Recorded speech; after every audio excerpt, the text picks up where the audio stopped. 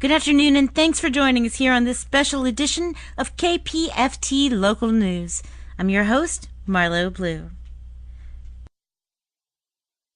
Beginning in 2011, Texas entered into an ongoing dry spell said by some to be the worst two-year drought since they began recording rainfall data in 1895.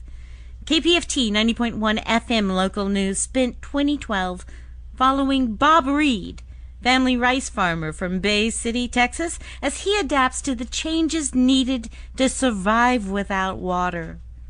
We first joined him in the fields in early January. You're a rice farmer. How difficult is it to switch over to crops that need less water in your planning? What does that change? Well, it's just it's not a difficult transition to make. The reason that there's so much rice here in Matagorda County and some of the other counties around here is that's probably, we have more land that's suitable pretty much only to rice production. A lot of it talk about being marginal type land. This is really good heavy black land right here, which will support support the row crops, any of the row crops.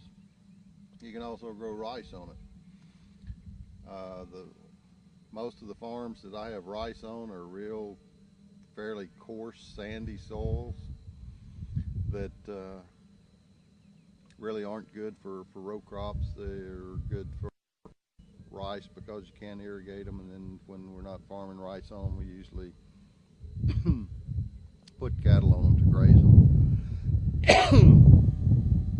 But it's like I said, this land right here, this soil, you can grow any crop on down here and it'd do well. The soils where I grow rice most of the time is not as well suited for row crops as it is for the rice. Regulatory agencies like the Lower Colorado River Authority, or LCRA, showed they had clout when they used emergency powers for control and agreed to do the needs of Central Texas's blossoming lake-driven communities, denying farmers the assurance of steady water to augment their commercial crops. Harley Savage, longtime Matagorda County resident and rice farmer, says the LCRA's broken promise to the producers is bad for business in the long run. The promise was made when my grandfather and father were part of the Gulf Coast Water Company. Back then, they bought water from there, and when the LCRA came down, they said, guys, we're going to, I think there was like 450,000 acres of rice in Matagorda County, a lot of rice back then. 45,000 acres, not 45,000 acres of rice, not 45,000, and they got that history. So that's what they got for nothing, other than those people to say, we'll never let you all not have water. If you'll let us have this rice base, as we call it, for the rice acreage, for the rice that's irrigated here, we'll promise you water. Well, all of these people are all no longer in this earthly scene.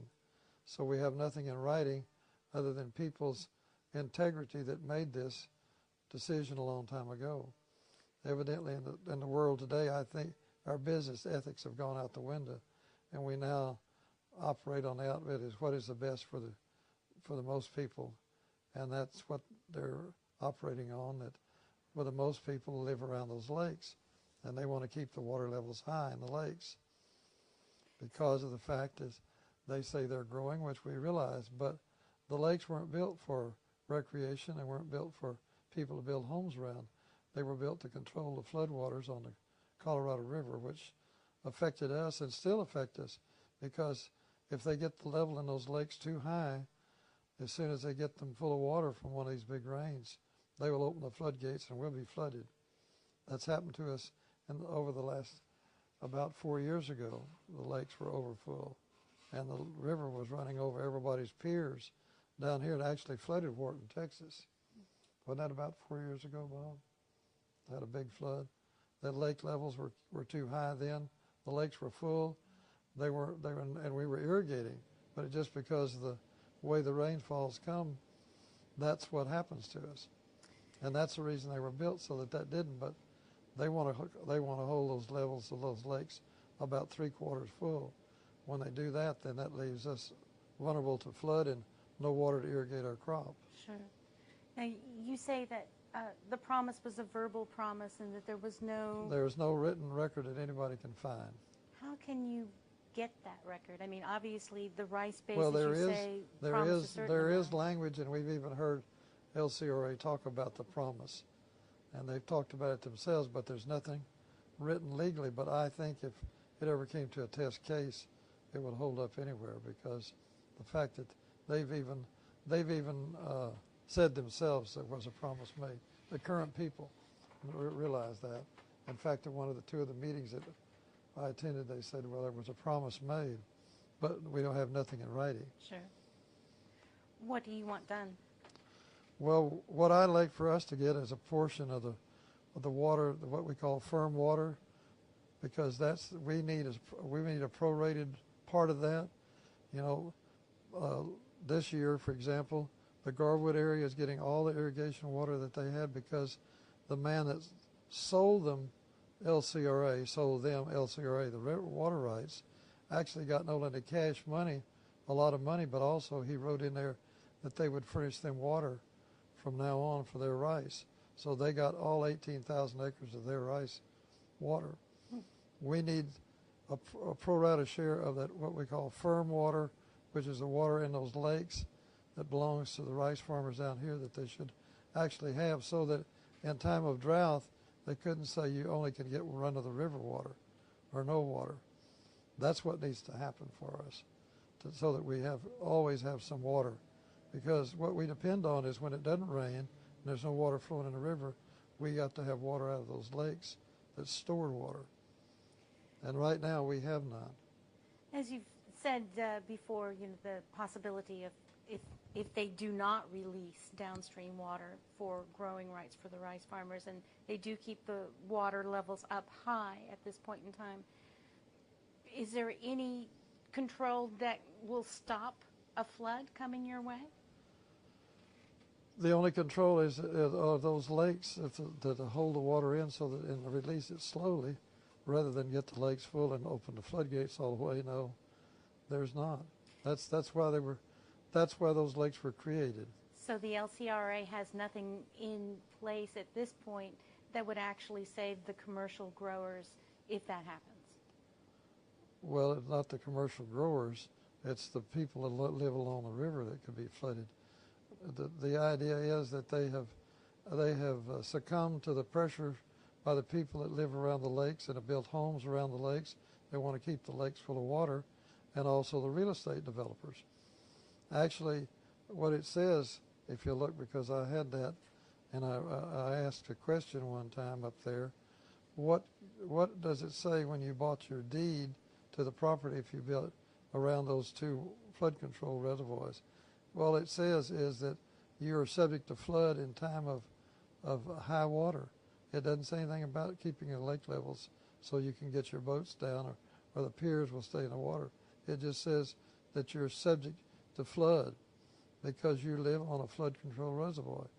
It doesn't guarantee you're going to keep the lakes leveled full so you can go out there and sail your boat around.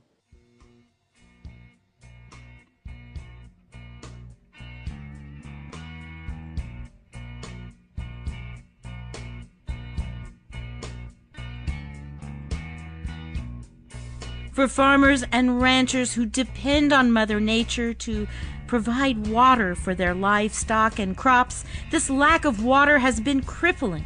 Agricultural losses mounted to well above a record $5.2 billion in the first year of drought, and 2012 shows no end in sight. Reed says the LCRA is a kind of nanny state system that holds agricultural producers' water use in check. The LCRA has employees that actually run or regulate the canal system that goes through the county, and when the canal gets to my field, well, there's a structure there, either a pipe or a concrete weir that the water comes out of the canal and goes into my field. And they have, I guess you'd call it a meter. It's a handheld device. They come around once a day during the irrigation season and check the water that's coming into your field. They'll log that in their book, and that's the way that you get billed for your water. And it is actually measured now. Years ago, it wasn't. There was just a flat fee per acre, and nobody knew how much water they used. Of course, water has gotten more and more valuable, or harder to come by, or more people fighting for it, however you want to say. And so that was the effort that was made, is to make the irrigators more conservative. So we're going to charge you for the water you use. If you only use 2 feet, that's all you get charged for. If you use 6 feet, you're going to get charged for 6 feet. Although there would be a lot of screaming and hollering, and if your water use got anywhere close to that, because you're just wasting too much. And so they do that, and they'll monitor your fields. They'll ride around your fields and see if you've got excess water running out of your fields. And if you do, I mean, most of the farmers monitor that themselves, because every drop of water that comes into that field, they're having to pay for. And so you'll police that yourself. But in the event that they find a problem somewhere, they'll contact you about it. They send reports out every 2 weeks, and so it keeps the producer informed and up to date on how much water he's using. And if it seems like he's using more than he should, well, then he can check his field for problems, or he can contact the office and say, I don't think I'm using that much. Y'all need to check what you've done. And there's a process to go through to do that.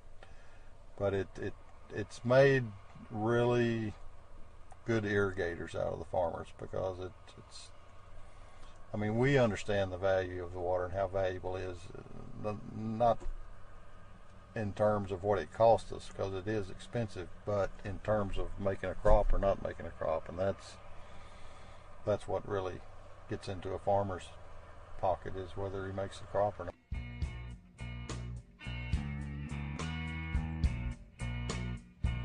It's the second year in a row where areas of the Lone Star State were so dry they earned the highest ratings that the U.S. Drought Monitor dishes out, using words like exceptional, extreme, and severe. In an interview with former Texas Governor Mark White, he talks about the need for change and how today's Texas politicians address the roots of the problem. Well, I think it points out the people who've been talking about global warming, the science behind global warming, has been discounted by some who think that it's really false science. But the smart thing for us to do is to assume that global warming is a problem, and let's start dealing with it, because even if it isn't a problem, it's the right thing to do. And that's to control give better controls over our environmental impacts, and conserve water, conserve fuel, conserve in energy. All of those are the smart things to do, so why don't we do it right? The Texas landscape is changing, not only because of the rapid climate change and damming effects of La Nina, but because the number of farms in Texas has decreased from 420,000 in 1940 to 247,500 in 2010. Spreads are smaller now, with an average size of 527 acres, and the life of a full-time farmer is struggling to adapt. Let's talk about water, and specifically if the rain doesn't come, if the moisture doesn't come. Now, Austin, of course, has been saying they're not going to sell any more water. What are your options? Do you have any options? Not really, not here, because most of the water, irrigation water in Matagorda County, is surface water, which is water that comes down the river, as opposed to underground water, which would be pumped from wells. What is the water table here? How far down is it, if there is one? Yeah, and there's places that you can take a set of post hole diggers and dig into the water, but you can go from 2 or 3 feet. Places you might have to go down 25 or 30 feet to get water. Now that's to get water. To get good water, you have to go deeper than that. Most of the residential wells around here are 300 to 400 feet deep, and the irrigation wells, I'm just not really familiar enough with them because I don't deal with any irrigation wells, but I think most of them are about at that depth also to get good water. But there were instances this past year where people with their residential wells, they stopped pumping water. They didn't have any more water at the house, and the water table had just dropped that much, and so they had to pull their pipe out and end up lowering the pipe deeper in the well to get back into the water. But Austin, rather refer to LCRA. Okay. Which, of course, is the Lower Colorado River Authority. Right. Mm-hmm. And they regulate the water coming down the Colorado River and out of the Highland Lakes there in Austin, which is where our irrigation water comes from. Today, there's still no water for irrigation. And of course, for those who aren't familiar, the LCRA actually posts what there is available each day, doesn't it? That's true. They have a website that you can go to, and they post information on there every day, lake levels and inflows and that sort of thing. So, if somebody's interested and wants to keep up with that sort of thing, well, it's as close as your computer. But as of today, there still will be no irrigation water for 2012. At all. Not just the first planting, at all. Zero, zilch, nada, none. How much, the last time that you got irrigation water, how much did you actually use? And how do you measure that? Just the amount of gallons coming in? Or? It's actually not measured in gallons. You could convert it to gallons, but it'd be a huge number. So the way they measure our water for the rice irrigation is in acre feet, and an acre foot is a square acre 1 foot deep. That's an acre foot of water. The average for first crop rice around here is probably 3 acre feet per acre. This past year, and there was no rain to help. Every bit of water that we got in our fields came out of the Colorado River. Normally we'll get rains, and so we don't have to take water from the river when it's raining. So that helps us out. And to illustrate that, I said the average is probably 3 acre feet, maybe 3 1/4 acre feet average. This past summer, for the first crop of rice, the water usage ran from 4.5 to 5.5 acre feet, which is a huge increase. And then second crop water, which is usually maybe 1.5 acre feet, was probably 2.5 to 3 acre feet. So it's a lot of water.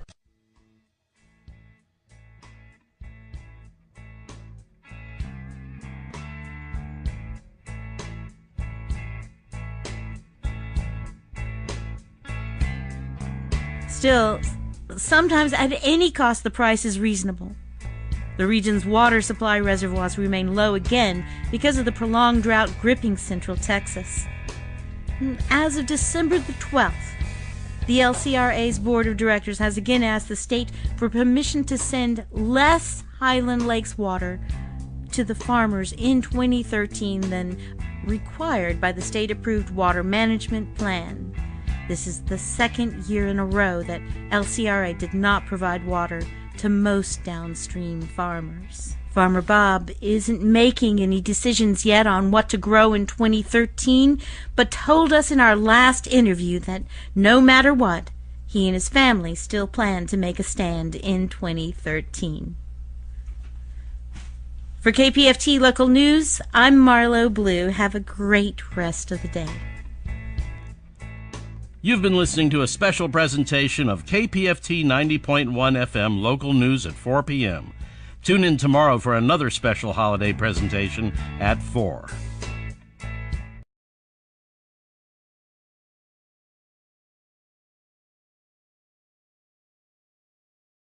Their commercial crops. Harley Savage, longtime Matagorda County resident and rice farmer, says the LCRA's broken promise to the producers is bad for business in the long run. The promise was made when my grandfather and father were part of the Gulf Coast Water Company. Back then they bought water from there, and when the LCRA came down, they said, guys, I think there was like 450,000 acres of rice in Matagorda County, a lot of rice back then. 45,000 acres, not 45. A lot of it, talk about being marginal type land. This is really good, heavy black land right here, which will support support the row crops, any of the row crops. You can also grow rice on it. Most of the farms that I have rice on are real fairly coarse, sandy soils that really aren't good for row crops. They're good for rice because you can irrigate them, and then when we're not farming rice on them, we usually put cattle on them to graze them. But it's like I said, this land right here, this soil, you can grow any crop on down here and it'd do well. The soils where I grow rice most of the time is not as well suited for row crops as it is for the rice.